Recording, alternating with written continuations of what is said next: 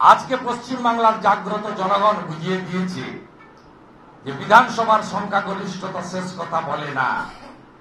মাকু এবং শেকুদের বাদ দিয়ে পশ্চিমবাংলার মাটিতে এই ধরনের একটি আন্দোলন করা যায় বেলা 12টা 20 থেকে স্টিল নাও লড়ছে জীবন মৃত্যুকে পায়ের ভিত্ত করে। Hats off. বয়স্ক নাগরিকদের আমরা দেখেছি, গেরুয়া বসন পরা পুরোহিতদের দেখেছি, মঠ ও মিশনের সন্ন্যাসীদের।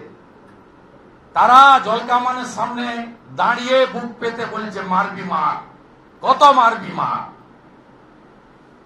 যুবকরা বলছে মার, গ্যাস শুধু ফাটাচ্ছিস কেন, গুলি কর। এই যে জাগরণ পশ্চিম বাংলায়, এই যে সাহসী পদক্ষেপ, এই যে সামনে অকুত ভয় চিত্ত হয়ে বীর বিপ্লবী ক্ষুদিরামের আদর্শে জীবন মৃত্যুকে পায়ে নিহিত করে দফা এক দাবি এক মুখ্যমন্ত্রীর পদত্যাগ। আমার বোনকে মারলি কেন, জবাব চাই, জবাব দাও। আজকে ঐতিহাসিক জায়গায় পরিণত হয়েছে। সামগ্রিকভাবে প্রায় 2 লক্ষ মানুষের অংশগ্রহণ হয়েছে।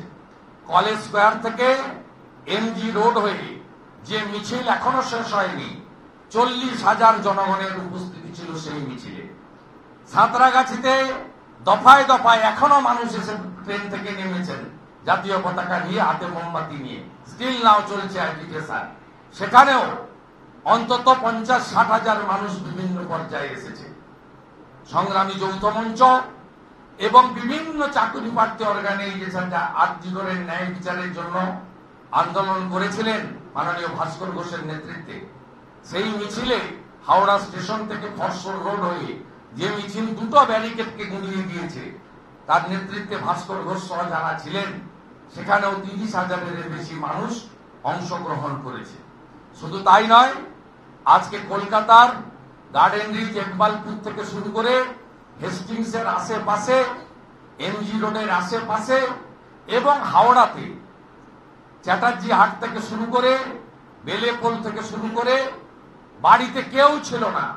দলমত বর্ণ ধর্ম নির্বিশেষে সব মানুষ বেরিয়ে এসে আজকে যে প্রতিবাদ দেখালেন, এই প্রতিবাদ আগামী দিনে পশ্চিমবাংলায় নতুন ইতিহাস তৈরি করবে এবং নবজাগরণের সোপান আজকে সৃষ্টি হলো। নবান্নতে ছাত্র সমাজ, অভিভাবকদের যাওয়ার দরকার নেই, ব্রাত্য বসুই যাবেন। ব্রাত্য বসুই যাবেন, তার কারণ শিক্ষা দপ্তরের তদন্ত এখনো শেষ হয়নি।